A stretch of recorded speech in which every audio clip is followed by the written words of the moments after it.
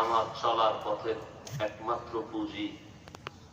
দোয়া এমন এক সম্পদ, বান্দা নিজের যোগ্যতার প্রচেষ্টায় যতটুকু অগ্রসর হতে না পারে, আল্লাহর দয়ায় দোয়ার দ্বারা কল্পনাহীন জায়গায় বান্দা পৌঁছতে পারে। দোয়ার পুঁজি দ্বারা। দোয়া বড় সম্পদ। একজনের যোগ্যতা আছে যথেষ্ট, কারো দোয়া নেই। দোয়া না থাকার কারণ হলো তার আখলাক, তার আদব নেই। কেউ ভালো জানে না। ভালো না জানাটা এটা দোয়া না পাওয়ার কারণ। আর কেউ কাউকে ভালো জানে, ভালো জানাটাই একটা দোয়া। তো আমি দোয়া নিতে আসছি, আর সংক্ষিপ্ত কিছু কথা বলার আশায়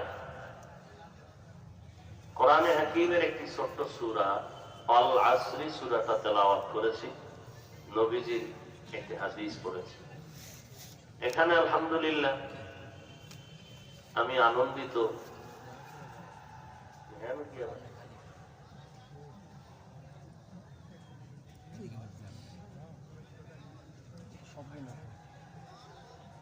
তো আনন্দিত এজন্য যে আলহামদুলিল্লাহ ময়দানের দিকে নজর করে দেখলাম এই সুন্দর বেহেশতের বাগানে অনেক তালিবুল ইলম, পাশে দারুন নাজাত মাদ্রাসা। আসতে পারি না, মনে চায়, কিন্তু আমার মনের মহব্বতের একটি প্রতিষ্ঠান। ব্যস্ততার কারণে আমি খুব মনে চায় আসার জন্য। এবং আমি দারুন নাজাতকে উদাহরণ মনে করি সারা দেশের জন্য, যে আলিয়া মাদ্রাসা যে কি পরিমাণ আমলের চর্চা চলে। সারসিনা আলিয়া, চরমনাই আলিয়া, দারুন নাজাত আলিয়া সহ এদের দিকে তাকাইলে দিল শান্ত হয়ে যায়। আমলের অবস্থা, সুন্নতের অবস্থা দেখে। আল্লাহ পাক এই মাদ্রাসা এবং এই আমলওয়ালা পরিবেশ দুনিয়া আখিরাতের কামিয়াবির জন্য কবুল করেন।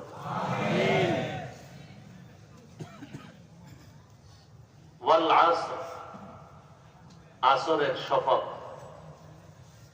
ইন্নাল ইনসানা লাফি খুসর, নিশ্চিত পৃথিবীর সমস্ত ইনসান অবশ্যই ধ্বংসপ্রাপ্ত তথা জাহান্নামী। ইল্লাল্লাযীনা আমানু,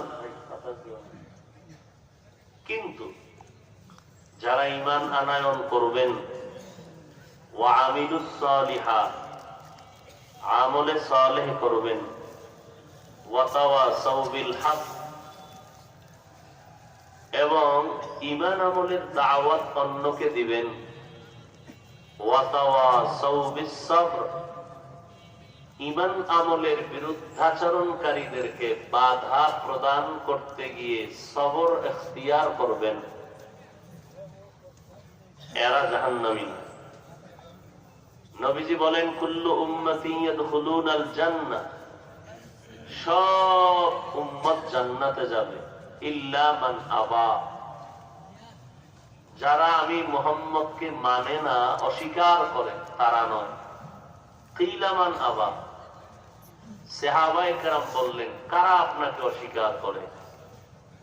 নবী বললেন, মান আতাআনি দাখালাল জান্নাহ, যারা আমি মুহাম্মদের অনুসরণ করে তারা জান্নাতি। ওয়া মান আসানি ফাকাদ আবা, যারা আমার অনুসরণ করে না তারা আমাকে অস্বীকার করে। অস্বীকার করলে কোথায় যাবে, পরিণাম ফল কি হবে?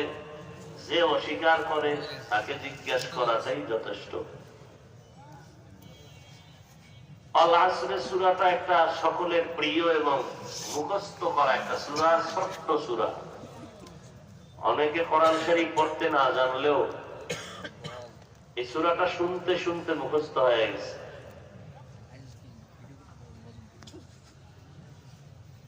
সূরাটা যদিও ছোট, তবে তার পাওয়ার অনেক বড়। কত বড় পাওয়ার! 4 মাযহাবের 4 ইমামের এক ইমাম, ইমাম শাফিঈ রাহমাতুল্লাহ আলাইহি বলেছেন, কোরআনে হাকিমের মধ্যে আল্লাহ রাব্বুল আলামিন যদি অন্য কোন আয়াত বা সূরা অবতীর্ণ নাও করতেন, শুধু আল আসরে সূরাটাই দিতেন, জগতের মানুষ যদি শুধু এই আসর সূরার উপরে আমল চালায় যেত, ইমাম শাফিঈ রাহমাতুল্লাহ আলাইহি বলেন সে বিনা হিসাবে জান্নাত পেত। এই রাস্তা বন্ধ করবেন না, গাড়ি চলাচলের রাস্তা বন্ধ করবেন না।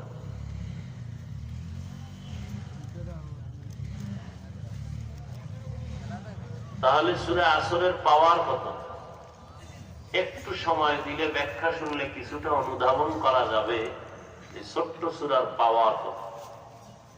এবং এটা অনুধাবন করা যাবে আমরা মোটামুটি ঈমানওয়ালা আমল করিয়া কি পরিমাণ সফলতার মানদণ্ডে আছি না কোথায় আছি। বেশি রাত করা যাবে না, যেহেতু ঘুম ইবাদত।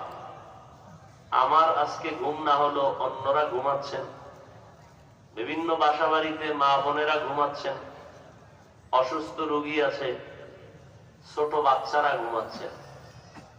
আমাদেরও ঘুম না গেলে একদিন পরের দিনের কাজ বিঘ্নতা চলে আসে।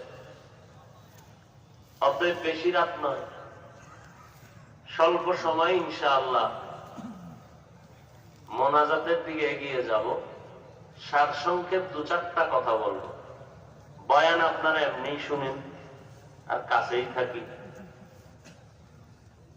পাশে মাদানীনগর মাদ্রাসা, এক বেহেশতের বাগান।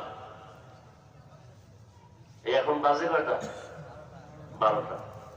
2-4 ঘন্টা পরে মাদ্রাসার বারান্দায় যাবেন, দেওয়ালে কান লাগাবেন, শুনবেন কি কান্নার আওয়াজ।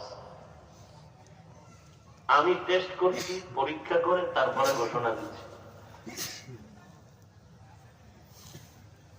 আল্লাহ পাক এই ফুটন্ত বাগানগুলো বেশি বেশি বেশি বেশি আল্লাহ পাক উম্মতের জন্য হেদায়েতের মার্কাজ হিসেবে কবুল করেন।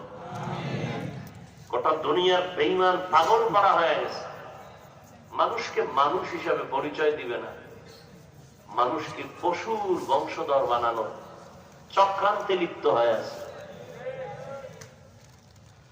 আর এই মাদ্রাসাগুলো দিন রাত মেহনত করে, পাগলের মতো কষ্ট করে অমানুষকে আদর্শ মানুষ হিসাবে গড়ানোর জন্য। আল্লাহ পাক এই মানুষ গড়ার ফ্যাক্টরি গুলোকে কবুল করেন।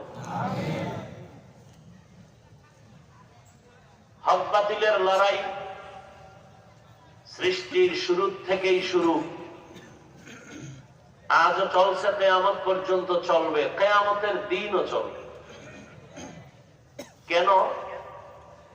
আল্লাহ হক বাতি জ্বালাইয়া পেছনে অন্ধকার রেখে দিয়েছেন। এক পাশে হক রেখে বাতিলকে পেছনে লাগাই দিয়েছেন। কেন? রাতের অন্ধকার না থাকলে আলোর মর্যাদা যেমন বোঝা যায় না, ভণ্ড বাতিল নাস্তিক না থাকলে আহলে হকদের মর্যাদা বাড়ে না।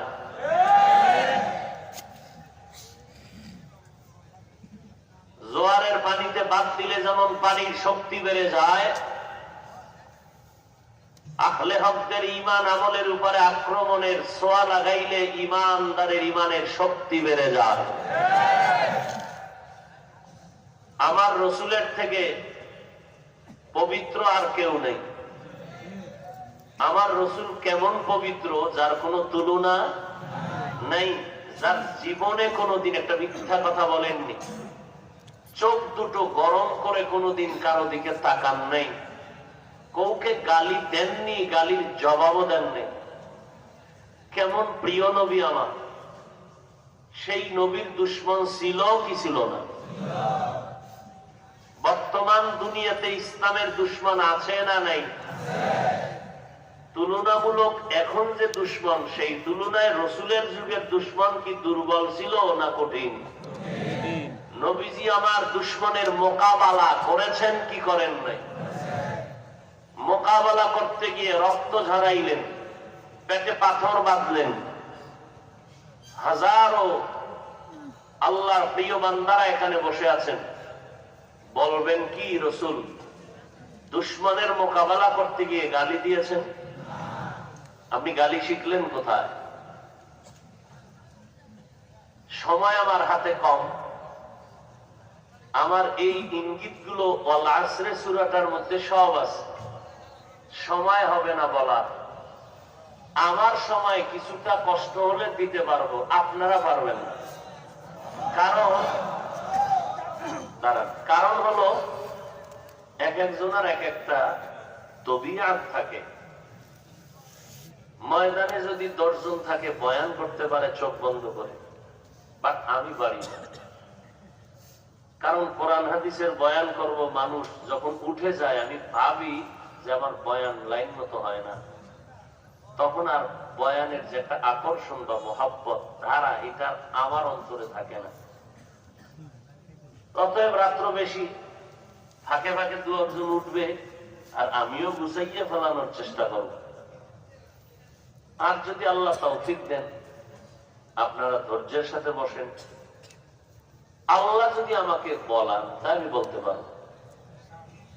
আমার আল্লাহ চাইলে সব হবে, বান্দা চাইলে কিচ্ছু হবে না। সব ক্ষমতা আমার আল্লাহর হাতে। আমার আল্লাহ চাইলে সব হয়, বান্দা চাইলে কিছুই হয় না। আমার আল্লাহ চাইলে হবে।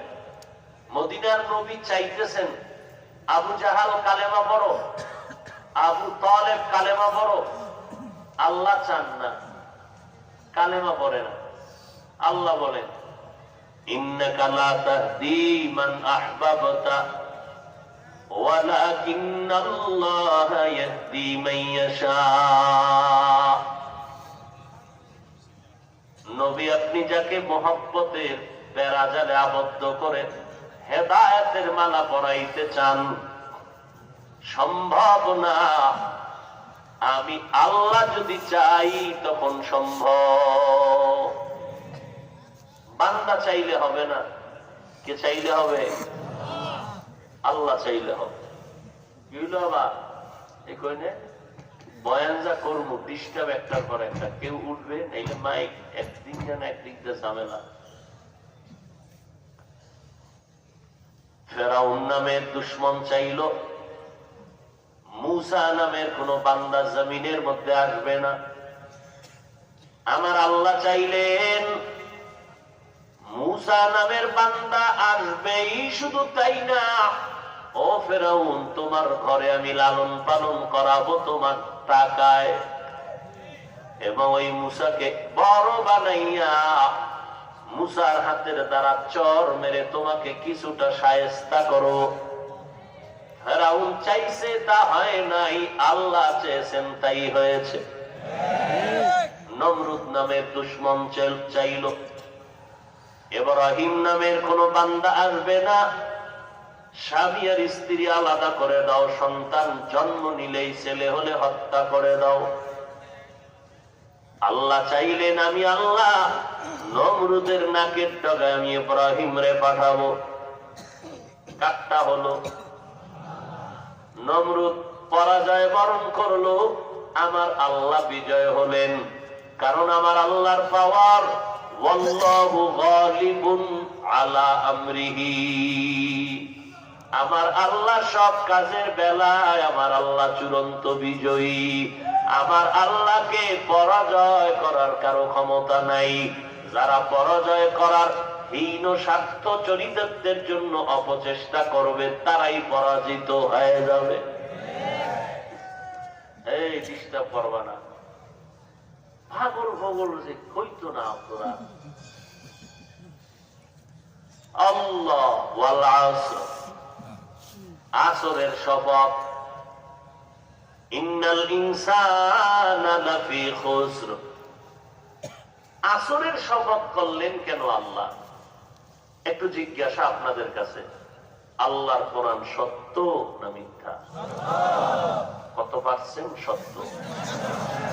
দুনিয়ার সব মানুষ যদি আল্লাহর কোরআনকে অস্বীকার করে, আল্লাহর কি পরিমাণ ক্ষতি হবে? সবাই যদি মেনে নেয়, আল্লাহর কি পরিমাণ লাভ হবে? লাভ লাভ সব আমার আপনার। আল্লাহর কোরআন তার স্থানে সঠিক, সত্য, কোনো ভুল। এরপর আল্লাহ শপথ করলেন কেন?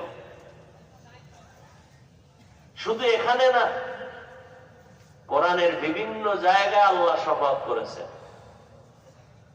ওয়াস-সামাই যাতিল বুরুজ ওয়াল ইয়াউমিল মাউউদ ওয়া শাহিদিন ওয়া মাশহুদ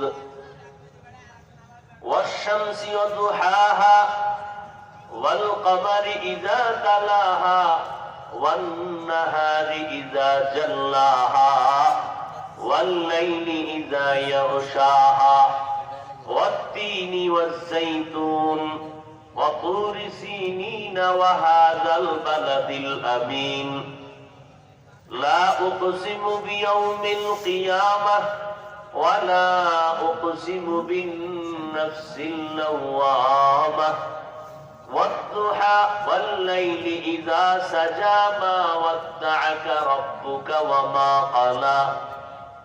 আল্লাহ বারবার শপথ করলেন কেন? আমরাও মাঝে মাঝে শপথ করি, কসম করি। ও ভাই, আমার কথাটা এমন, বলে বিশ্বাস করি না।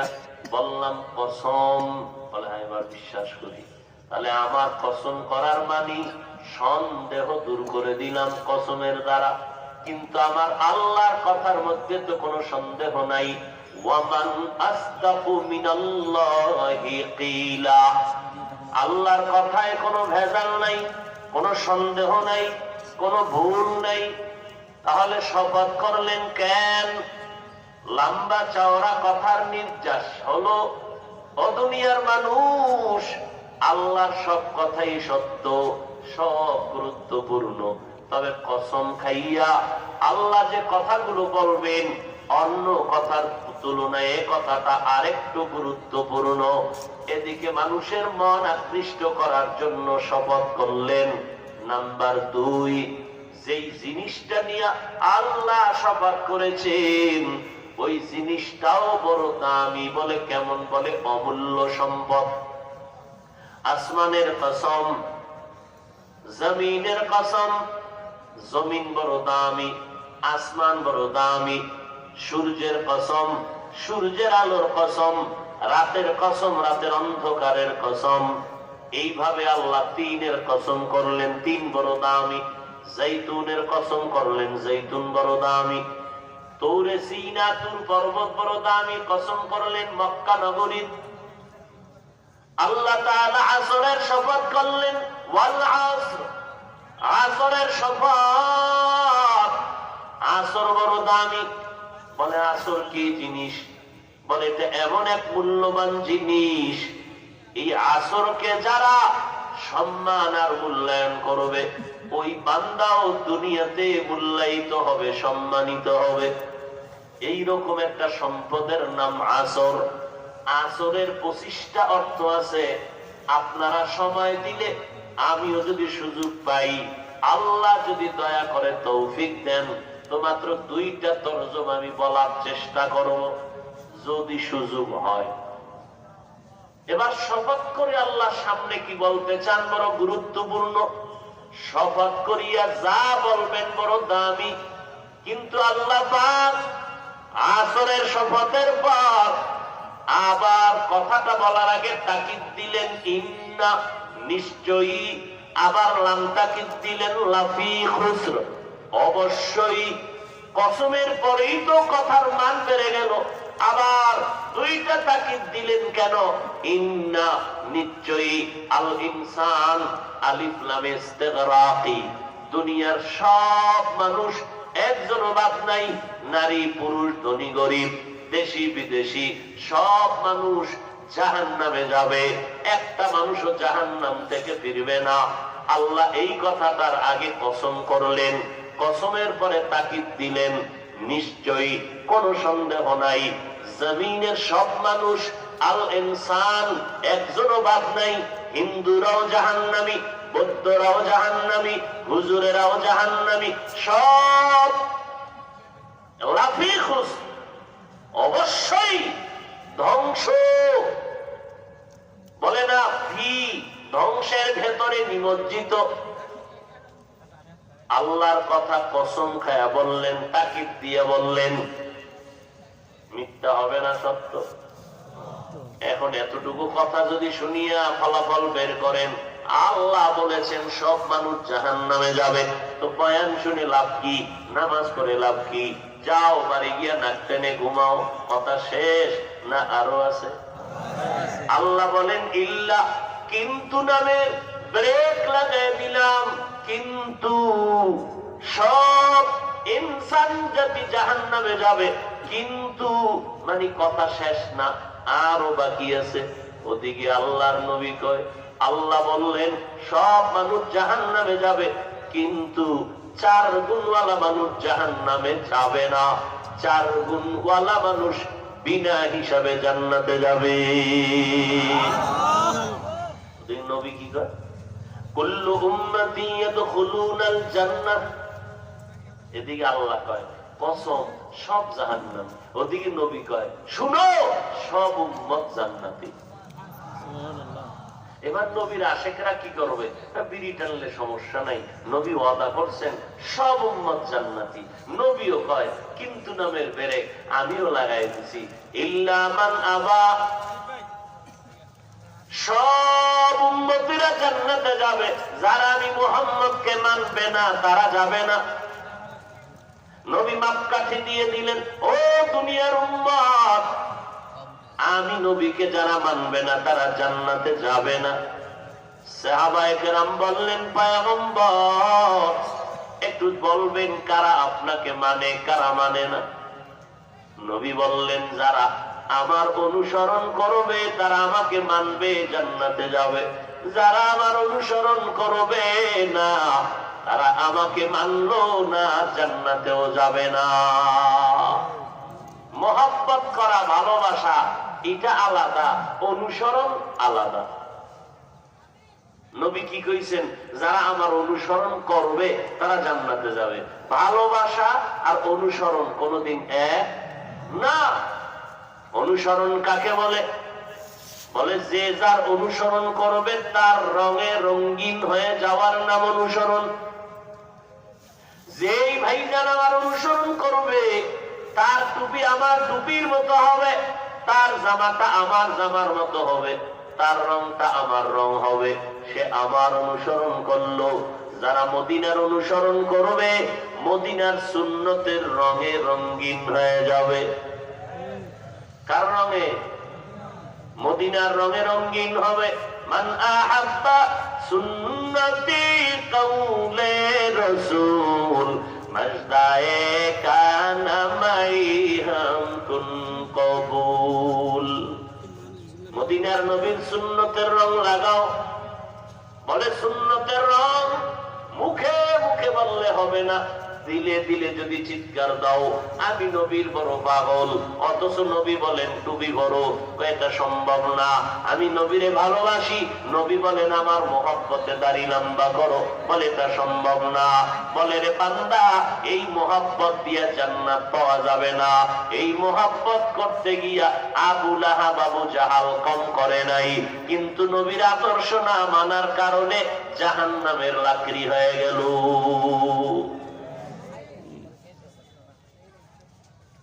আল্লাহ বলেন সব মানুষ জাহান্নামে যাবে। কয় গুণওয়ালা ব্যতীত? 4 গুণওয়ালা মানুষ জান্নাতে যাবে। 1 নম্বর গুণের নাম ঈমান, 2 নম্বর গুণের নাম নেক আমল।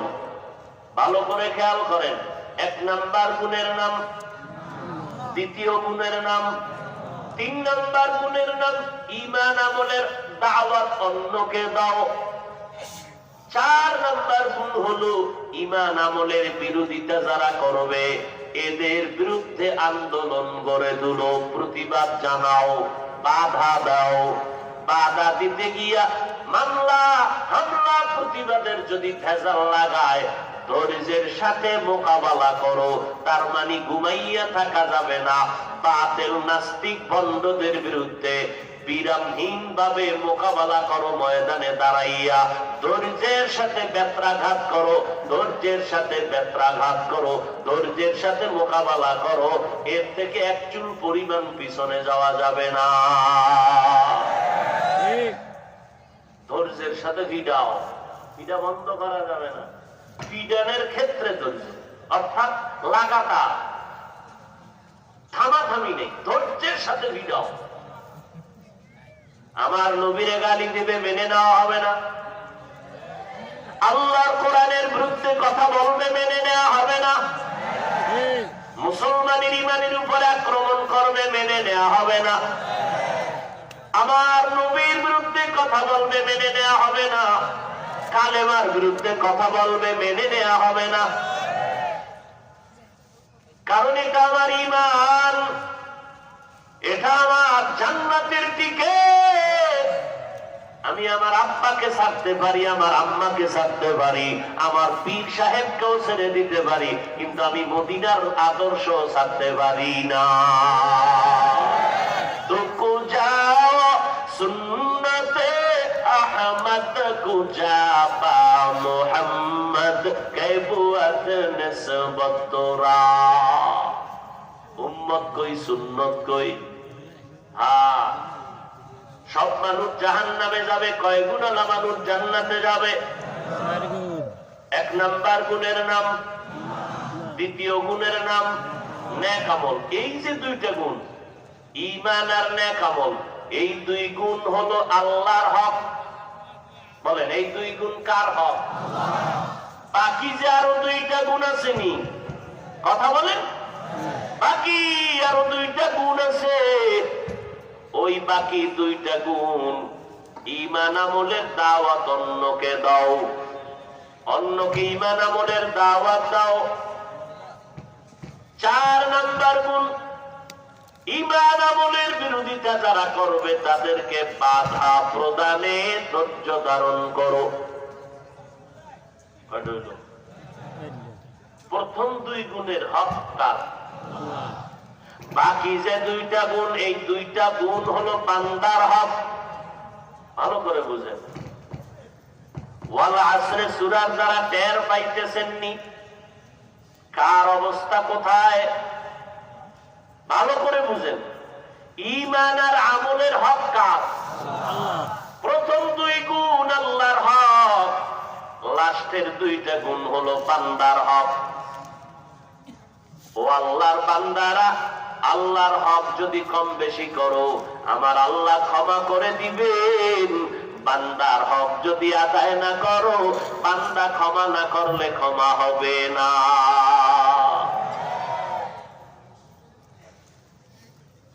আল্লাহর হক 1 নম্বর ঈমান, 2 নম্বরে নেক আমল।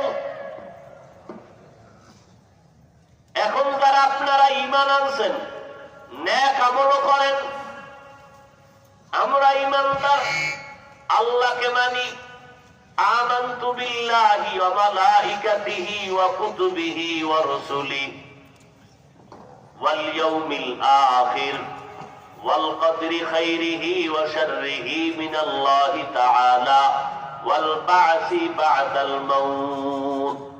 ঈমান আনলাম আল্লাহর উপরে। আল্লাহ কয়জন? আরো জোরে বলেন।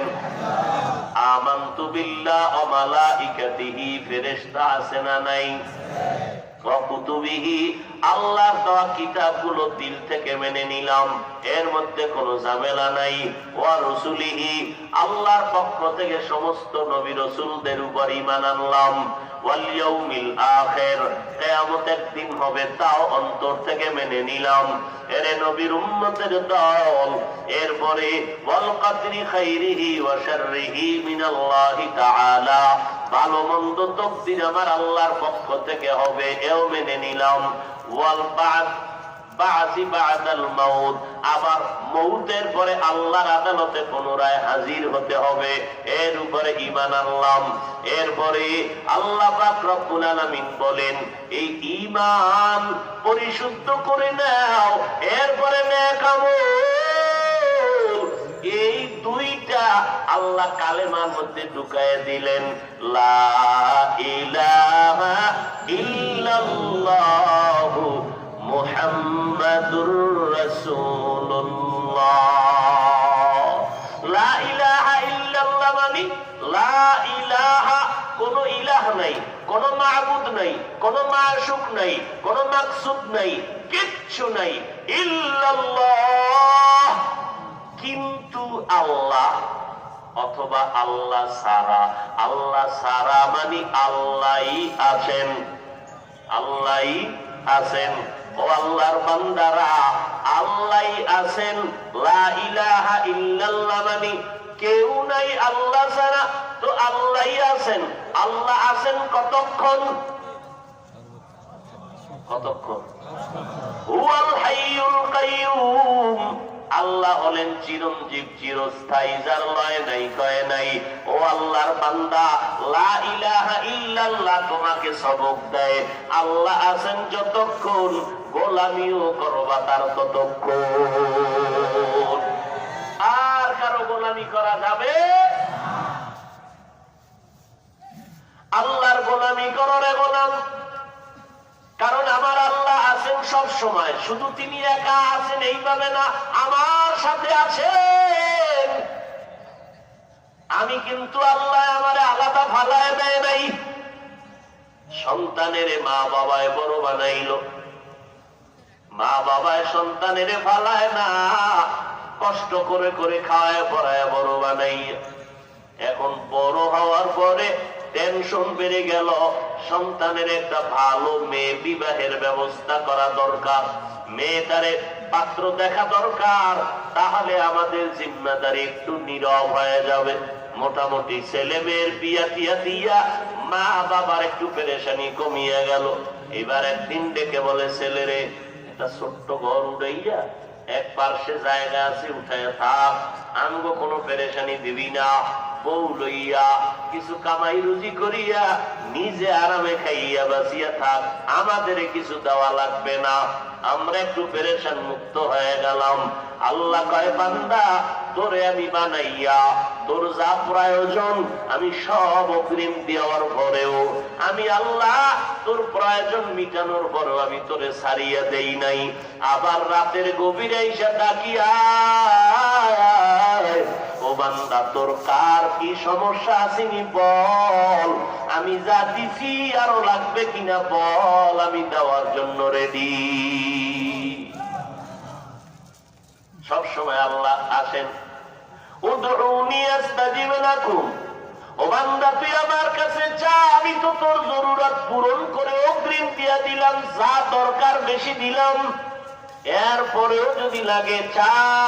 অতিও গভীর হয় রজনী যখন, নীরবে প্রভুর নাম জপিও তখন, প্রভুর করুণা যদি পাইবারে চাও, গভীর রাতে উঠে প্রভুর গুণগান গাও। আল্লাহ বলেন, আমি প্রতিদিন এমন একটা রাত নাই, 12 মাসের এমন কোন রাত নাই যেই রাতে বান্দার প্রয়োজন মিটাবার জন্য আমি প্রথম আসমানে আসি না। গুনাহ করিয়া ফেলেছো, আলা মিন মুস্তাগফিরিন ফাগফির আলা, গুনাহ করছো ক্ষমা চা, আমি আল্লাহ তোকে পবিত্র বানায় দিব। তোর টাকা লাগবে আমার কাছে চা, তোর হায়াত দরকার আমার কাছে বল, তোর মুসিবত আসছে আমার কাছে বল, আমি ফেরেশতা দিয়ে মুসিবত থেকে হেফাজত করব। কারণ আমি আল্লাহর যত পাওয়ার আছে, এই পাওয়ার আর কাউকে আমি আল্লাহ দেই নেই। আমি আল্লাহ পাক রব্বুল আলামিন তোর উপরে মুহাব্বতের নজর ফেলায় রাখছি, আমি তোরে দূরে সরাই নাই। এমনকি আমি আল্লাহ তোর দিকে সব সময় কুদরতের নজর দিয়া থাকি।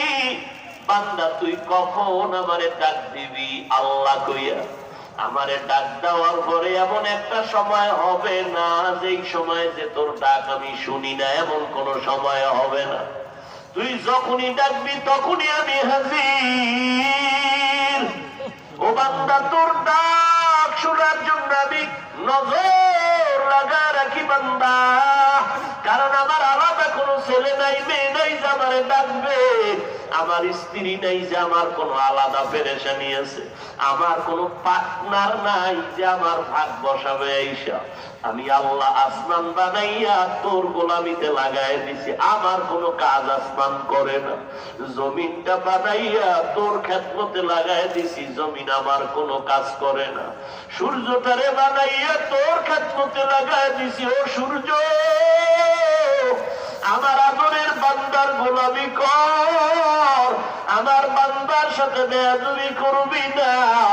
ও নবীর মাছ, তুই যদি একটু মেজাজ গরম করো, আমার দুর্বল বান্দারা তোরে ধরিয়ে নিতে পারবে না। খবরদার, আমি আল্লাহ তোরে বানাইছি আমার বান্দার খেদমতের জন্য। ওরা যখন জাল ফেলবে তুই জালের মধ্যে ধরা পড়ে যা, আমার বান্দার খেদমতে বেয়াদবি যেন না হয়। ও গরু, আমার বান্দা যখন ডাকবে তুই বান্দার খেদমতে লেগে যা। আমার আল্লাহর কিছু নাই, সব আল্লাহ আমাদের জন্য দিয়ে দিলেন। আল্লাহ আমাদের জন্য বাতার দরকার ফিরিয়ে দিয়ে দিলেন, আমাদের পানির দরকার ফিরিয়ে দিয়ে দিলেন, সূর্যের আলো দিয়ে ফিরি আলো দিলেন, আবার রাতের বেলা চাঁদের আলো দিয়ে ফিরি সব দিয়ে দিলেন। 1 টাকাও বিল নিলেন না। ওই সূর্যের আলো যদি বন্ধ করে দেয়, এই জমিনের কোন ফসলে কালার হবে না, ফলের মধ্যে কালার হবে না। রাতের বেলা চাঁদের আলো যদি বন্ধ করে দেই, আল্লাহ কয় জীবনে কোন ফসলের মধ্যে ফলের মধ্যে মজা আসবে না। সূর্যের আলো দিয়া তোর কালার দেই, চাঁদের আলো দিয়া আমি ফল ফসলে মজা বাড়ায় দেই। যেই চাঁদের আলোটা আমের মধ্যে বেশি লাগবে, দেখবি ওই আমটা মিষ্টি বেশি। ও বান্দা, যেই আমের মধ্যে চাঁদের আলো কম লাগবে, দেখবি ওই আমটা মিষ্টি কম। সূর্যের আলো যেই আমে বেশি লাগবে, দেখবি ওই আমটা বেশি কালার। যেই আমে সূর্যের আলো কম, ওই আমে দেখবি কালার কম। আমি আল্লাহ সব বান্দা তোরে দিয়ে দিলাম। বাতাস আমার হুকুমে চলে, তোর গোলামিতে দিয়ে দিলাম। জঙ্গলের প্রাণীগুলো তোর গোলামিতে দিয়ে দিলাম। খোলা আকাশের মধ্যে পাখি উড়ে কেউ ধরতে পারে না, আমি আল্লাহ তাও আমার বান্দার গোলামিতে পরিণত করিয়া দিলাম। ও বান্দা, তোর যা দরকার সব দিয়ে দিলাম, চাওয়ার আগে দিলাম। রাতের বেলা একটু আরামে ঘুমাবি, আমি আল্লাহ তোর মাথার নিচে বালিশ বানানোর জন্য তুলা গাছের আয়োজন করে দিলাম। ও বান্দা, আমি আল্লাহ তোর আরামের ব্যবস্থা করে দিলাম। আমি আল্লাহ পাক রব্বুল আলামিনের বরকতে দিয়া দিয়া আমি সইরে যাই নাই, আমি তোর সামনেই আছি। তুই কোথায় যাবি এমন একটা জায়গা নাই যেখানে আমি আল্লাহ নাই। ফাআইনামা তুওয়াল্লু ফাসাম্মা ওয়াজহুল্লাহ। ও বান্দা, তুই যেদিকেই তাকাবি সেদিকেই যাবে হাজির। আমি আল্লাহ তোরে একটা সেকেন্ডের জন্য ভুলি না। আমি আল্লাহ তো তোর দিকে মোহাব্বতের নজর লাগায় রাখছি। আমার ছেলেরাই যে আমাকে আব্বা বলে ডাকবে, আমার মেয়ে নাই যে আমাকে আব্বা বলে ডাকবে। আমি বড় আদর করে তোদের বানাইছি। তাকাইয়া দেখছো নি কত বিশাল আসমান, জমিন থেকে 500 বছরের দূর। এক একটা আসমান 500 বছরের মতো মোটা। এইভাবে আমি আল্লাহ 7টা আসমান বানায় রাখছি।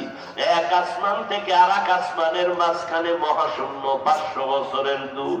নজর করিয়া দেখ এই আসমান গুলো কেমনে টানাইয়া রাখলাম। নিচের থেকে কোনো খুঁটিও নাই, উপর থেকে কোনো রশির টানাও নাই। এইরকম 7টা আসমান 7টা জমিন আমি বানাইতে আমার সময় লাগছে ফি সিত্তাতি আইয়াম, মাত্র 6 দিন। আর তোর মতো বান্দাটারে আমি আল্লাহ নাপাক পানির থেকে বানাইছি। তোর তো কোনো অস্তিত্বই ছিল না, তুই আজকে বাহাদুর বাহাদুর ভাব দেখাইয়া আমি আল্লাহর সাথে চালাকি শুরু করেছ। আমি আল্লাহ আমার খোদাইত্ব তুই মানতে চাও না, আমার বাউন্ডারিতে তুই চলতে চাও না। এখন তুই আমি আল্লাহর দেওয়া সব নিয়ামত পাওয়ার পর এখন নিজের ভিতরে একটু বাহাদুরি ভাব বান্দা তোর অন্তরে আসছে, অথচ তোর কোন অস্তিত্ব ছিল না। আমি তোরে অস্তিত্ব দিলাম এক ফোঁটা নাপাক পানির দ্বারা। হাল আতা আলাল ইনসানি হিনুম মিনাদ দাহরি লাম ইয়াকুন শাইআম মাযকুরা ইন্না খালাকনাল ইনসানা মিন নুতফাতিন আমশাজিন নাবতালিহি ফাজআলনাহু সামিআম বাসীরা।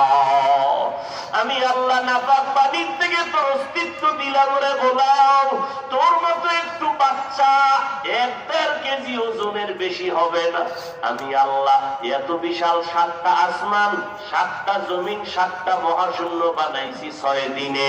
আর তোর মতো বান্দা 1.5 কেজি ওজনের বান্দাটারে আমি ওই নাপাক পানি তোর মায়ের গর্ভে রাখাইয়া ফেরেশতারে বললাম 40 দিন পর্যন্ত শোধন কর।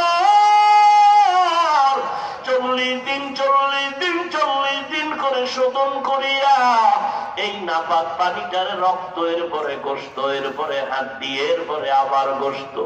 ওয়ালাকাদ খালাকনাল ইনসানা মিন সুলালাতিন মিন তিন وَلَقَدْ خَلَقْنَا الْإِنسَانَ مِنْ سُلَالَةٍ مِنْ طِينٍ فَجَعَلْنَاهُ نُطْفَةً فِي قَرَارٍ مَكِينٍ ثُمَّ خَلَقْنَا النُّطْفَةَ عَلَقَةً فَخَلَقْنَا الْعَلَقَةَ مُضْغَةً فَخَلَقْنَا الْمُضْغَةَ عِظَامًا فَكَسَوْنَا الْعِظَامَ لَحْمًا ثُمَّ أَنشَأْنَاهُ خَلْقًا آخَرَ فَتَبَارَكَ اللَّهُ أَحْسَنُ الْخَالِقِينَ।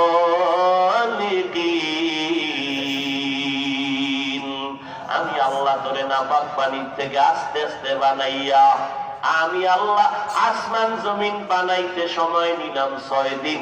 আর তোর মতো বান্দাটারে আমি বানাইতে সময় নিলাম 6 মাসের মতো। তোর কত আদর করে বানাইছি, তো সময় নিয়ে বানাইছি, অনেক আদর করে তোরে বানাইছি। ফেরেশতা দিয়া হাত পা বানানোর পরে তোর সুন্দর চেহারাটা আমি মাওলার কুদরতের হাত লাগাই দিছি। আমি আল্লাহ তোর চেহারাটারে এত সুন্দর করে বানাইছি, নজর করে দেখছো, শীতের ভিতরে চলতেছ, সব ঠান্ডা বাতাস তোর বডির মধ্যে লাগে না। হাত মোজা পা মোজা লাগাইয়া চলো, পোশাক দিয়া পুরা বডি ডেকে ফেলছো, কিন্তু চেহারাটা ডাকো নাই, সব ঠান্ডা ধুলা বালু চেহারায় লাগে। কিন্তু দেখ আমি আল্লাহর কুদরত, গোসলখানায় যখন ঢুকবি, জামা কাপড় খুলিয়া যখন গোসল করবি, ওরে বান্দা তোর ফুল বডিতে সাবান না দিলে ময়লা যায় না। আর যেই চেহারা খোলা রাখছো, যত ধুলা বালু লাগলো সাবান লাগবে না, হালকা পানি দিয়ে ধুইয়া দেখ, অত্যন্ত ফুল বডির মধ্যে চেহারাটা সুন্দর। কাদের কুদরত দাদি বারকামাল আন্তা রব্বি আন্তা হাসবি যুল জালাল তুহি কাদের জলিলুল্লাহ জাহাদার বহর হালে তুহি মেরা নেগাহদার। আল্লাহ তাআলা এত সুন্দর করে তোমাকে আমাকে বানাইলেন। আল্লাহ বলেন, বান্দা তুই আমার গোলামি করবি না তো কার গোলামি করবি বল। আমি আল্লাহ তোরে চলার মতো শক্তি দিলাম, কথা বলতে পারতি না, শক্তি দিলাম আমি আল্লাহ। তুই যেদিন দুনিয়াতে আসছো, দাঁত চিননি, আব্বাজান কোনদিন দোয়া করে না আল্লাহ দাঁত দাও। আমি আল্লাহ জমায় মতো দাঁত দিলাম, আমি আল্লাহ হাঁটতে পারো না, হাঁটার শক্তি দিলাম। আমি আল্লাহ তোর খাওয়ানোর দরকার খানা দিলাম, সব দিলাম আমি। আর ইবাদত করবি আর একজন আর হয় না। অতএব আমি আল্লাহ যতক্ষণ তোর সাথে আছি গোলামি আমি আল্লাহর করবি, এই কথাটাই কালেমার প্রথম অংশে আমাদের শিক্ষা দিল। লা ইলাহা ইল্লাল্লাহ, আল্লাহ ছাড়া আর কোন ইলাহ নাই, মাবুদ নাই, মাশুক নাই। অতএব আল্লাহ আছেন যতক্ষণ গোলামি করবি ততক্ষণ। এখন আল্লাহর গোলামি করতে গিয়া পেরেশান হয়ে গেছো, নামাজ পড়া আল্লাহর গোলামি, আল্লাহর গোলামি করতে গিয়া রোজা রাখবো, যাকাত দিব, কিন্তু নিয়ম জানি না। প্রশ্ন হয়ে গেল ইবাদত কেমনে করব? আল্লাহ কয় ডাইনে বামে দৌড় দিবি না, আমার এই ইবাদত আর গোলামির জবাব দেওয়ার জন্য আমার নামের সাথে আরেকটা নাম লাগায় দিছি, মুহাম্মাদুর রাসূলুল্লাহ। লা ইলাহা ইল্লাল্লাহর মধ্যে যত ইশকাল হবে, প্রশ্ন হবে, সব প্রশ্নের জবাব হবে কালেমার দ্বিতীয় অংশ, মুহাম্মদের তরিকা ছাড়া কোনো জবাব নাই। কালেমাই বলি, কালেমায় কি চায় আমার কাছে খবর নাই। লা ইলাহা ইল্লাল্লাহ আমার কাছে চায় আজীবনের জন্য গোলামি করবি, এক সেকেন্ড ডান বাম করা যাবে না, আল্লাহর গোলামি করবি। মুহাম্মদুর রাসূলুল্লাহ শিখায়। আরে লা ইলাহা ইল্লাল্লাহ যদি কোথাও আটকাইয়া যাও, প্রশ্নে জবাব মুহাম্মদুর রাসূলুল্লাহ। এর থেকে জবাব নিয়া লা ইলাহা ইল্লাল্লাহকে মজবুত করো, লা ইলাহা ইল্লাল্লাহর জিন্দেগি তৈরি করো, মুহাম্মদের রং লাগাও। আমার নবীর আদর্শের বাইরে কোনো আদর্শ মানা যাবে না, কারণ দুনিয়ার সকল আদর্শগুলো নাপাক, একমাত্র আমার মদিনার নবীর আদর্শই হলো পাক।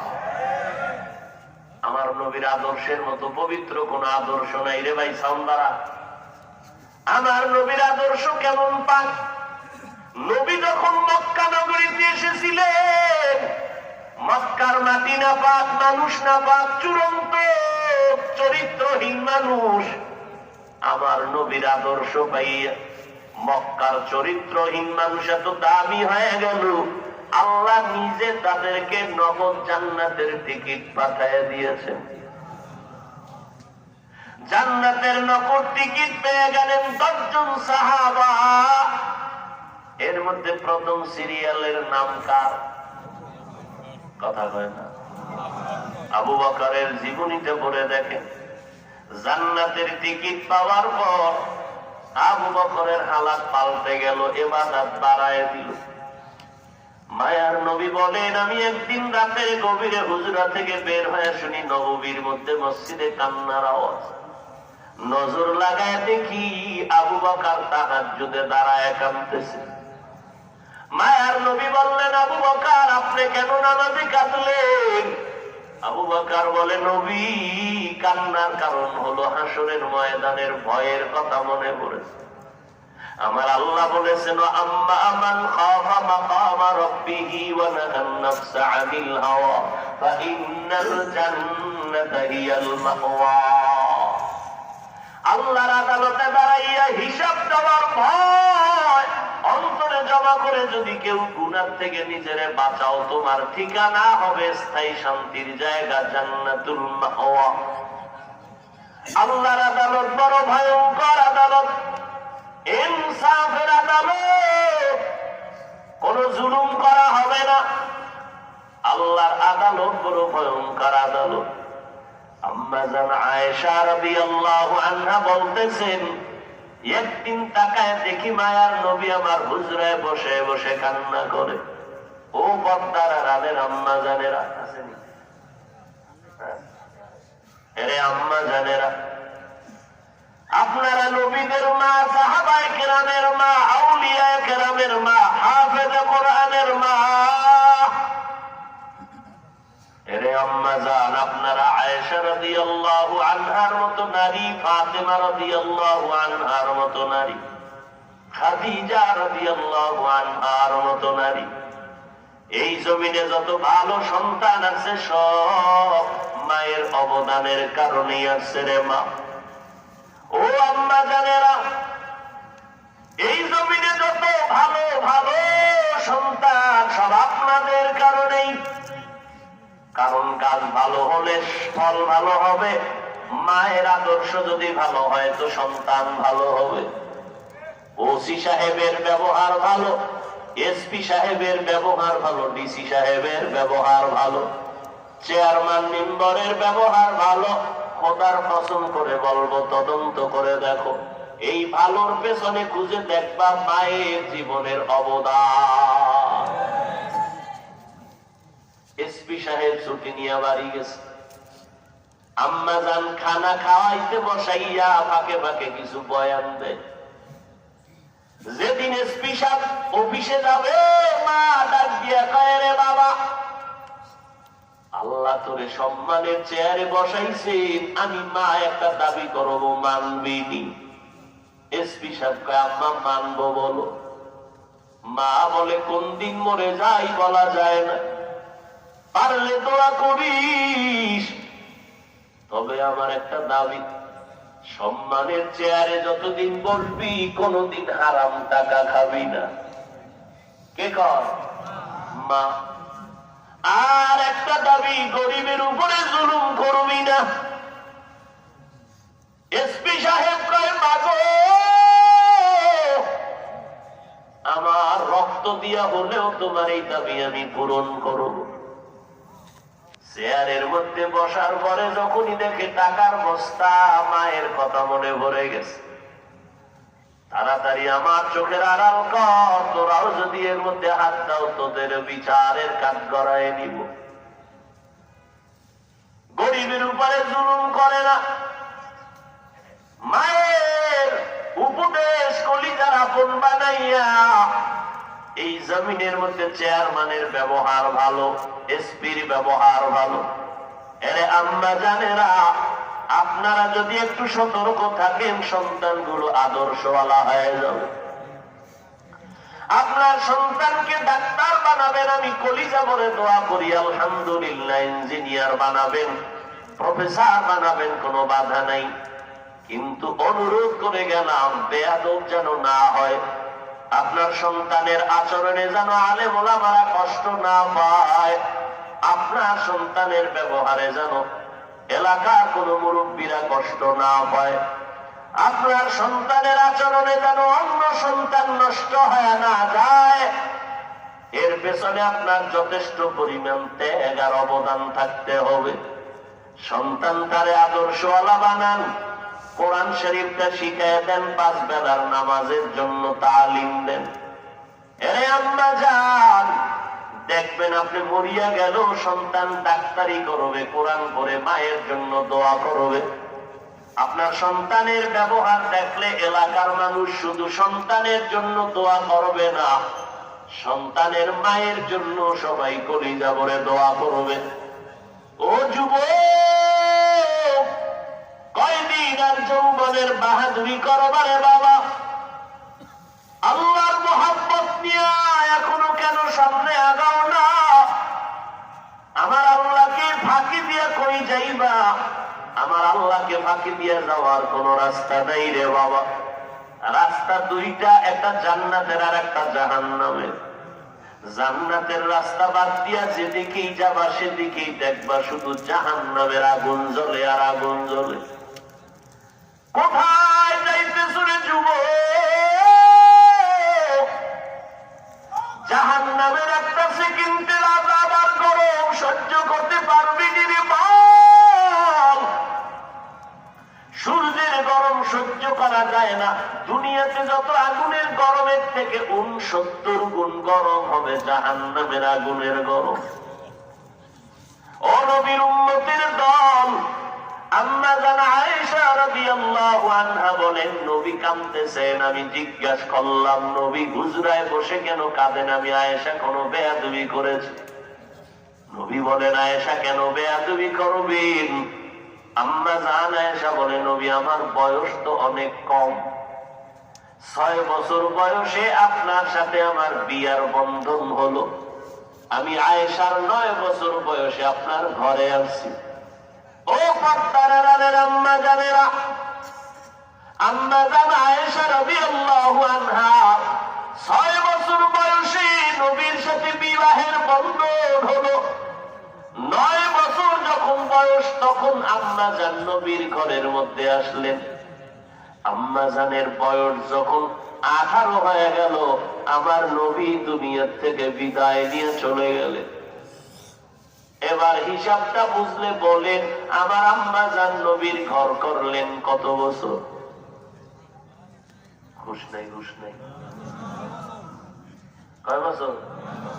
6 বছর বয়সে নবীর সাথে বিবাহ, 9 বছর বয়সে নবীর ঘরে গেলেন, 18 বছর বয়সে নবী দুনিয়ার থেকে চলে গেলেন।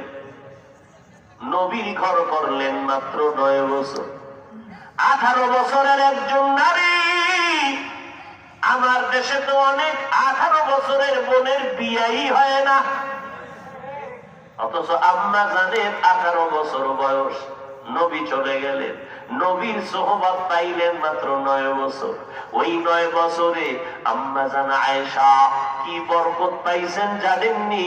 আম্মা জান শুকর আদায় করে বলে, আল্লাহর শুকর, মদিনার নবী 9 বছর ঘর করে আল্লাহ তাআলা আমার এমন বরকত দান করেছেন, আমি 18 বছরের নারী 9 বছর নবীর ঘরে থাকিয়া 2000 উপরে হাদিস আমি মুখস্থ করে হাফেজা হয়ে গেল।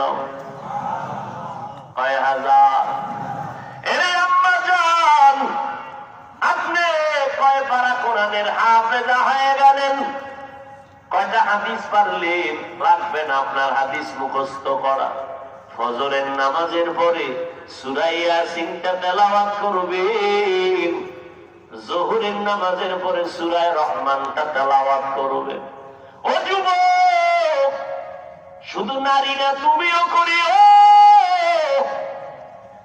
ফজরের নামাজের পরে সূরা ইয়াসিন, যদি সময় থাকে সূরা মুজাম্মিল পড়িও।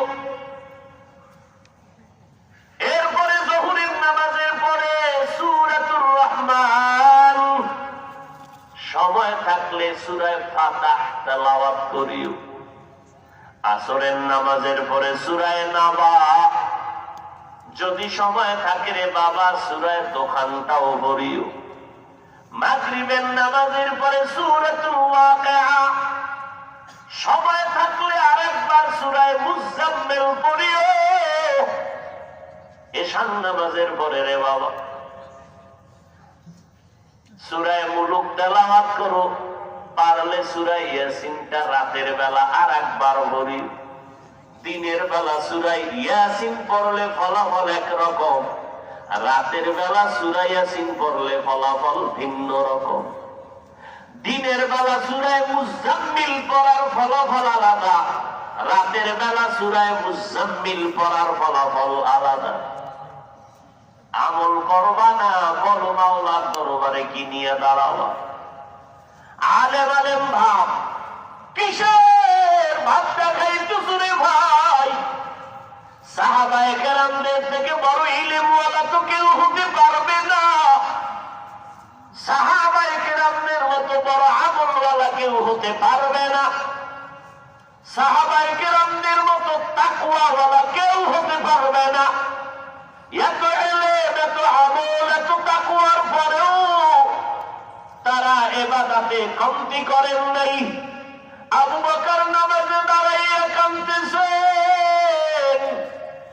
ও আবু বকর, জান্নাতের টিকিট দিছেন, আবার কেন কান্না করেন? আবু বকর বলে, নবী, যে আল্লাহ দয়া করে টিকিট দিয়েছে, ওই আল্লাহ যদি টিকিট ক্যান্সেল করে দেয় আমি জাহান্নামে যেতে হবে।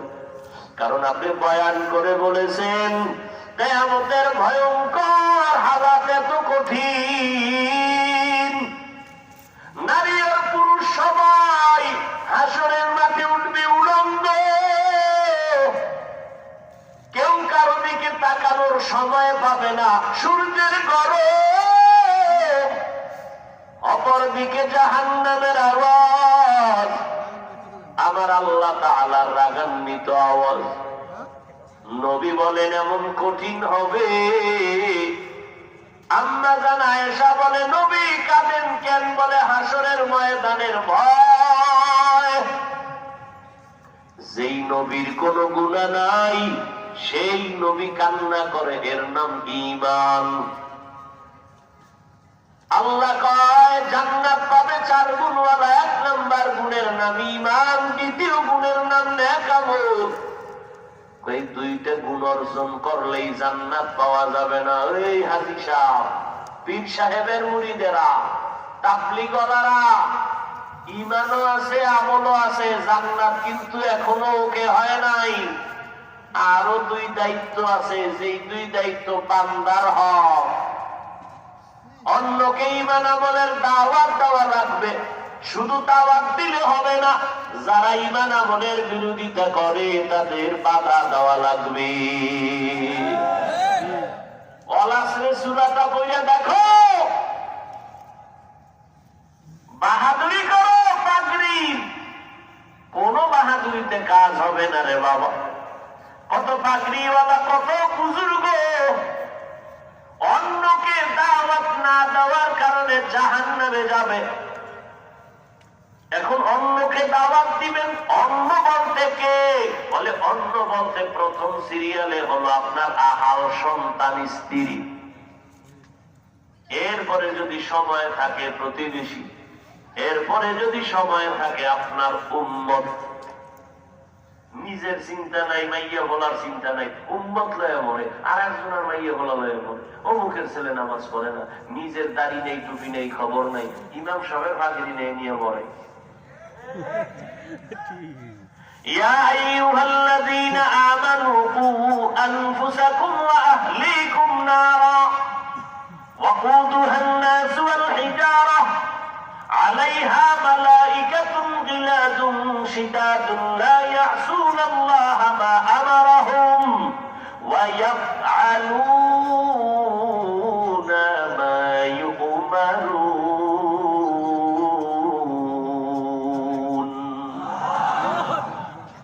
নিজে বাঁচো জাহান্নাম থেকে, পরিবার সন্তান আহাল বাঁচাও।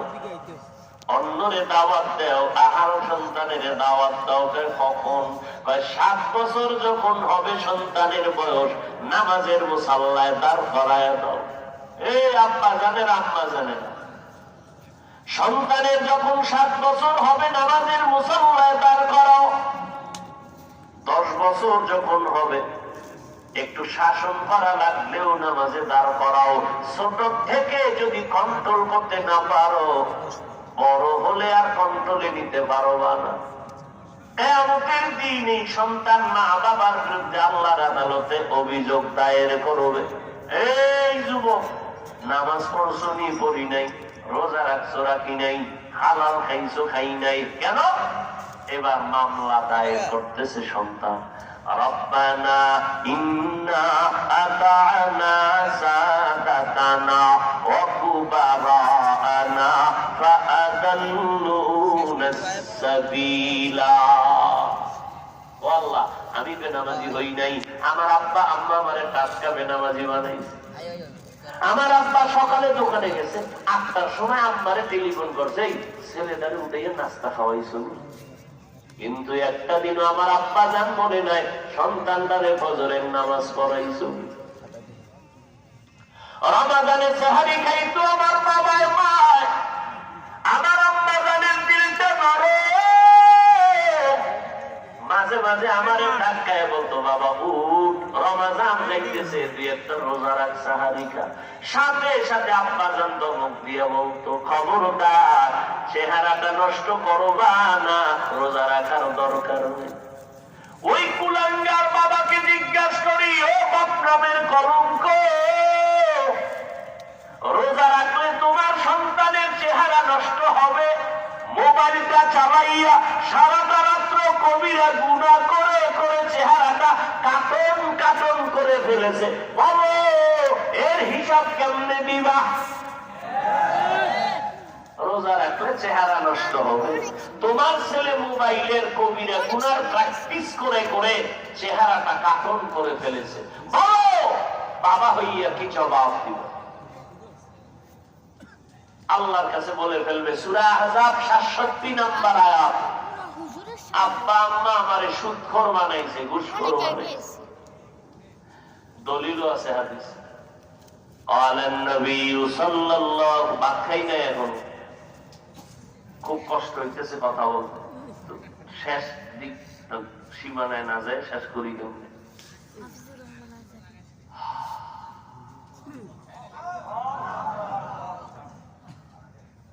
এবার দলিল কি? قال النبي صلى الله عليه وآله وسلم ما من مولود إلا يولد على الفطرة فأبواه يهودانه أو ينصرانه أو يمجسانه إلى آخر الحديث। পাগলের মতো দৌড়াইতেছি, একটা বিশাল বড় রাজনীতির দল করব, কয়েক বছরের মধ্যে আমি দেশ চালানের সরকার হব, তাই না? আমি সরকার হব, এই জন্য চিল্লাইতেছি না, আন্দাজে ঠিক। পায়ে ধরে ধরে ধরে ধরে সারা দেশের মানুষকে বুঝাই, ও যুবক, কেন এত বৈপরীত্য ভাব, কেন এত দূরত্ব রে বাবা? তোমার আমার কালেমা এক, কোরআন এক, আল্লাহ এক, নবী এক, কাবা এক, ধর্ম এক। পাঁচকল্লি টুপি মাথায় দিয়ে তো কোনদিন বললাম না পাঁচকল্লি যারা মাথায় দিবে না তোমাদের গুনাহ হবে। কওমি মাদ্রাসায় লেখাপড়া করেছি, কোনদিন তো আলিয়ার বিরুদ্ধে বললাম না, স্কুল কলেজের বিরুদ্ধে বলি নাই, এমনকি বলি নাই কওমিতে না পড়লে গুনাহ হবে। আল্লাহওয়ালার কাছে যাই, পীরের কাছে যাই, তাবলীগে যাই, কোনদিন তো বলি নাই আল্লাহওয়ালার কাছে না গেলে গুনাহ হবে, তাবলীগ না করলে গুনাহ হবে। এই এত কষ্ট করি, খানা নাই, ঘুম নাই, দিন নাই, রাত নাই, এত কষ্ট করি বাবা, একমাত্র দুইটা স্লোগান সবার কলিজার মধ্যে ঢুকাইতে চাই, দুইটা স্লোগান। ও জাতি, জমিনে যতদিন বেঁচে থাকবা গোলামি করবা আমার আল্লাহ, দুনিয়াতে যতদিন বেঁচে থাকবা আদর্শ মানবা মদিনাওয়ালা নবী।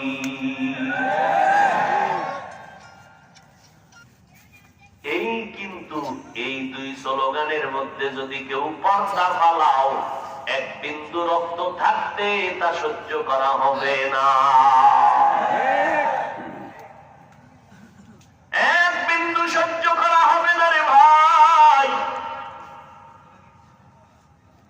আল্লাহ নিয়ে, কালেমা নিয়ে, ইসলাম নিয়ে, কোরআন নিয়ে, হাদিস নিয়ে, মদিনা নিয়ে কথা বলবা, বিন্দু ছাড় দেওয়া হবে না। এই জমিনে আমরা আহলে হক বেঁচে আছি, বাতিলের কোন দিনেই ময়দানে নামতে দেওয়া হবে না।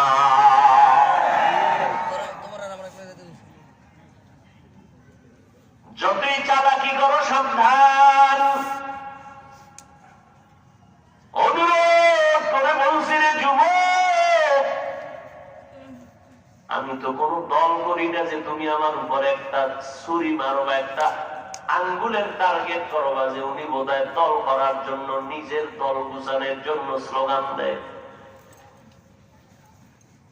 আমি আহলে হকদের যত নাম নেই সবার নাম নেওয়ার চেষ্টা করি, একচেটিয়া কিছু বলি না, দিল থেকে সবাইকে মোহাব্বত করার তাগিদেই কথা বলি। কিন্তু খবরদার, আমার বিরোধিতা যত করো, বিন্দু থেকে বিন্দু কোনো জবাব নাই, আফসোস নাই। তবে আল্লাহ নিয়ে, ইসলাম নিয়ে, কোরআন হাদিস নিয়ে, নবী নিয়ে কথা বললে এই বিষয়ে জবানকে বন্ধ রাখা যাবে না, কারণ আমরা বাতিলের গোলাম না, আমরা বানরের বংশধর না, আমরা আদমের বংশধর।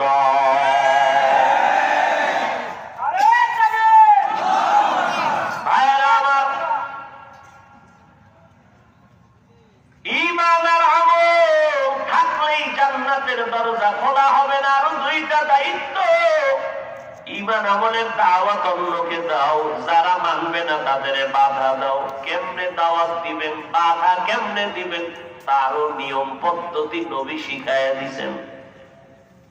একজনে নামাজ পড়ে না, যায় থাপ্পড় মারবেন, ঘৃণা করবেন? নবী শিখাই দিয়েছেন। ঘৃণা করার সবকটা পাইলেন, বুকে লাগানোর সবক পাইলেন। এই আমাদের বিরুদ্ধে ইচ্ছা রকম বলতেছেন, লেখতেছেন, গালি দিচ্ছেন। আচ্ছা, আপনি নবীর উম্মত হইয়া আল্লাহর কাছে তাহাজ্জুদ করে হেদায়েতের দোয়া করছেন কয়বার? এই নিয়ে আপনি মুসলমান, এই মুসলমানিত্ব শিখলেন। সালাম না দেওয়াটাকে নিজের বরত্ব বানিয়ে দিলেন।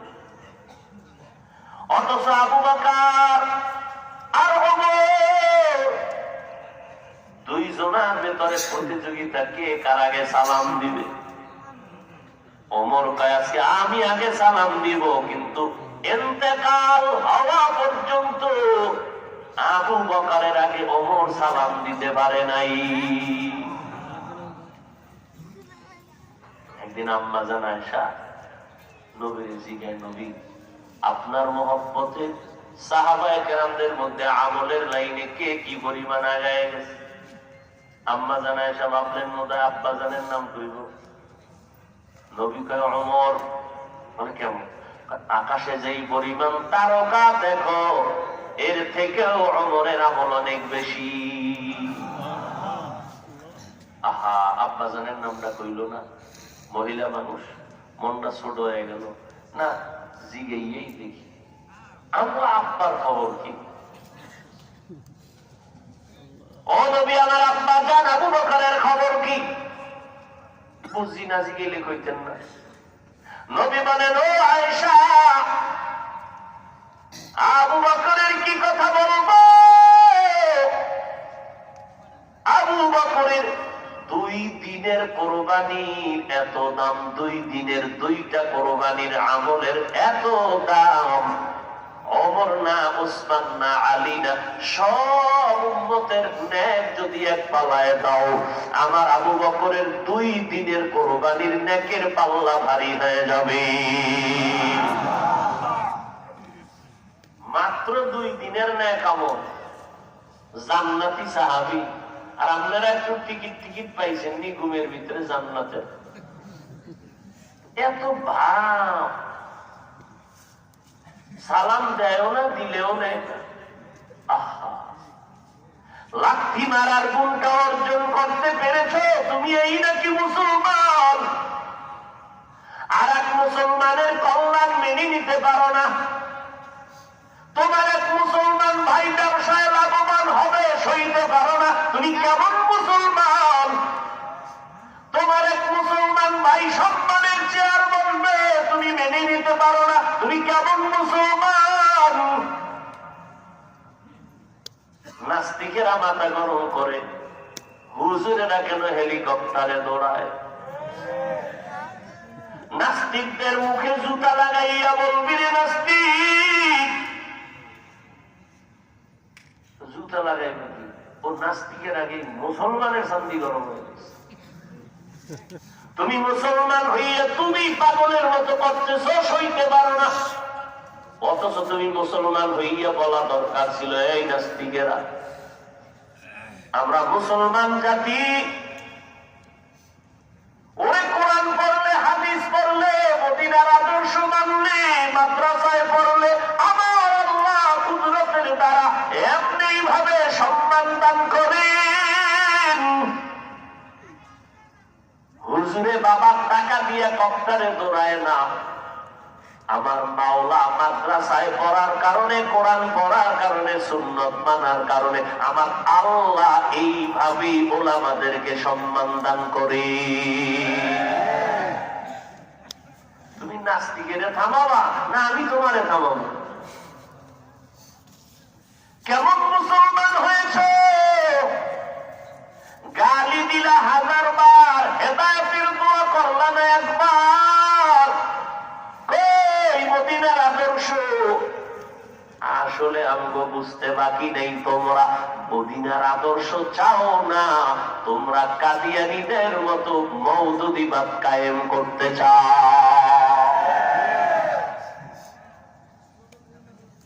ইনশাআল্লাহ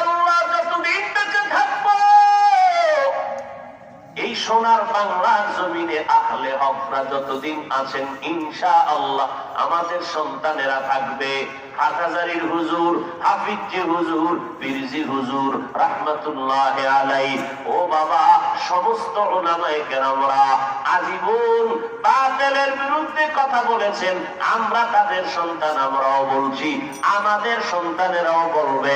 জীবন যাবে, বাতিলের সামনে কোনো আপোষ করা হবে না।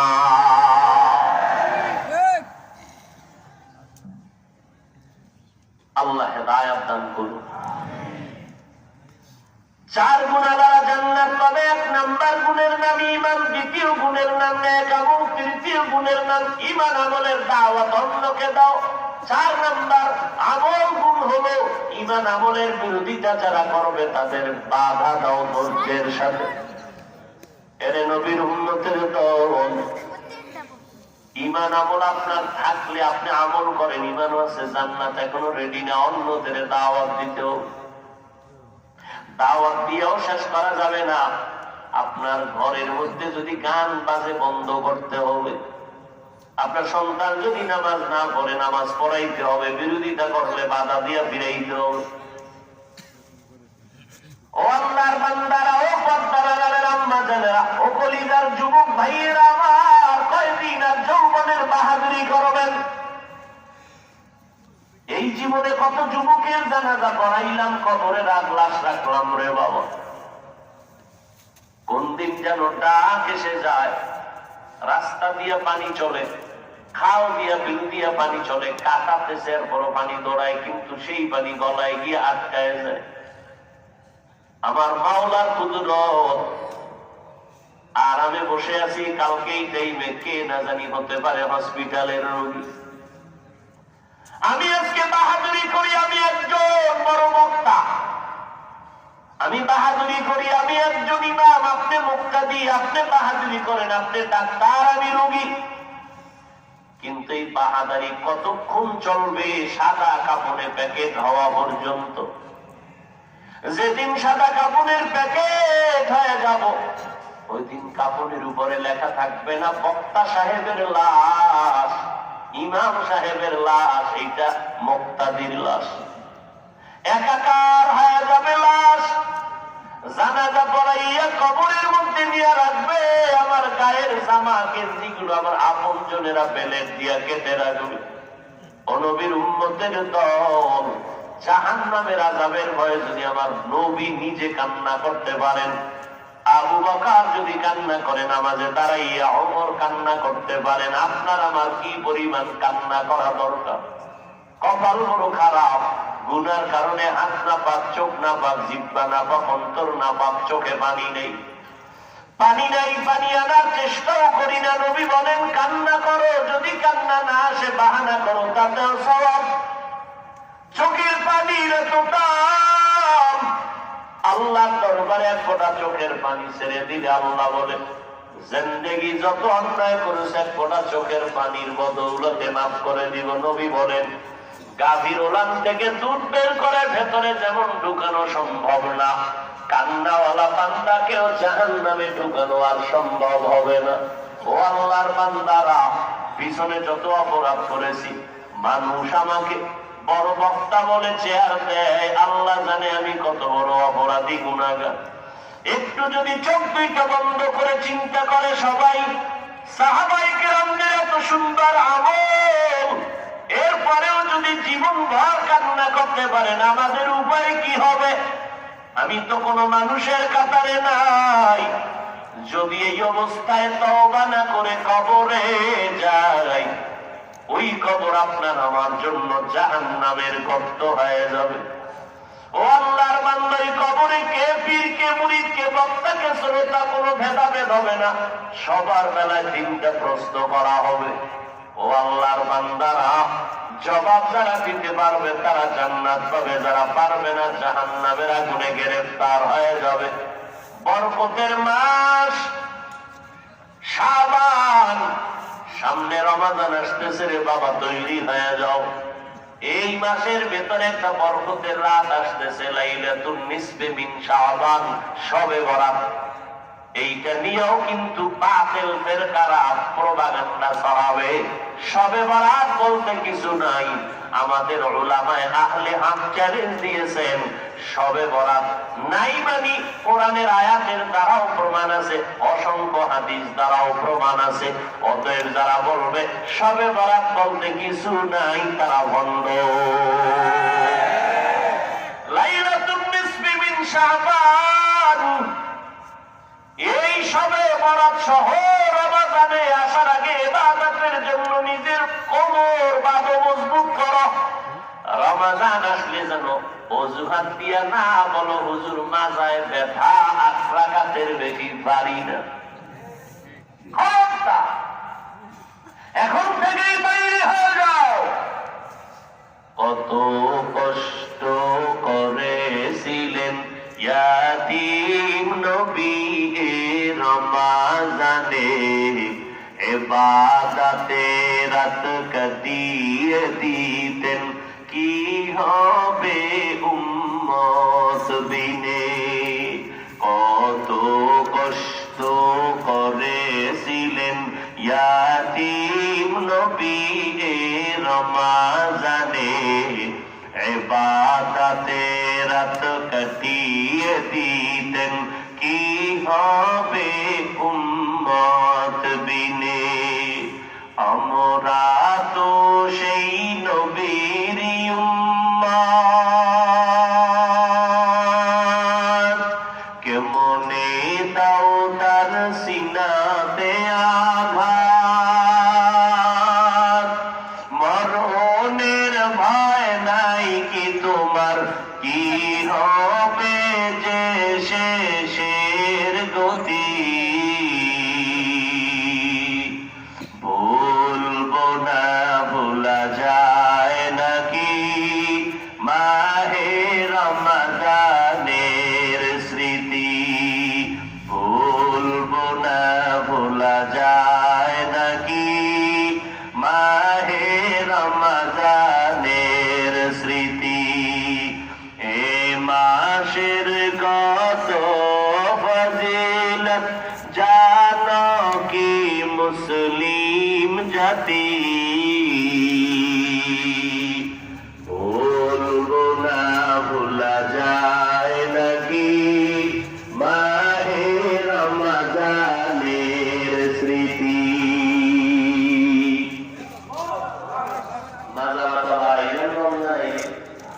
ও ভাই, তারাবি বেশি করলে কম সওয়াব বেশি না কম বলেন? রমজানে একটা ফরজের দাম কত? 70 গুণ বেশি। রমজান ভাই আমল করবেন না, কোন মাসে করবেন? যদি কেউ বলে আমি 8 রাকাত তারাবি পড়ব আর বেশি না, তার সাথেও কোনো তর্ক নাই। তার যুক্তির সামনে আমি একটু যুক্তি পেশ করবো। ভাইজান, রমজান এমন বরকতের মাস, আপনি যদি 8 রাকাতই তারাবি করেন কিন্তু বাকি 12 রাকাত নফলের নিয়তে পড়ে ফেলেন, কি 8 রাকাত করে একটা তুফান শুরু হয় মসজিদের ভিতরে।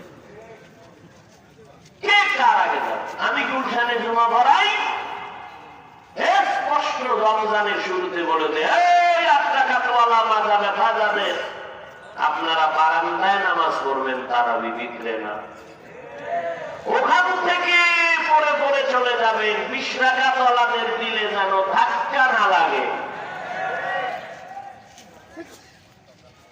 খবরদার, ইবাদত করবেন আল্লাহর। বাহাদুরি কেন, অহংকারী কেন? 8 রাকাত করবেন মেনে নিলাম, বাকি 12 রাকাত নফলের নিয়তে পড়েন।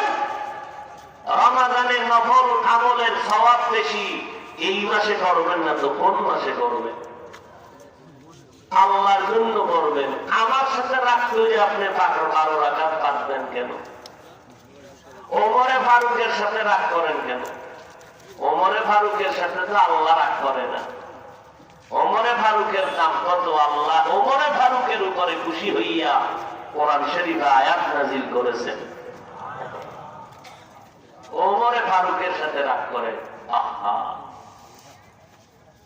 আল্লাহ মাফ করে দেন। তাহলে কয় গুণ আলারা জান্নাত পাবে? 4 গুণ। ঈমানও আছে, আমলও আছে, জান্নাত রেডি। একজনই ঈমান আছে, চাকরি টাকরি সব ঠিক আছে, তসবিহ সব ঠিক আছে, জান্নাত রেডি।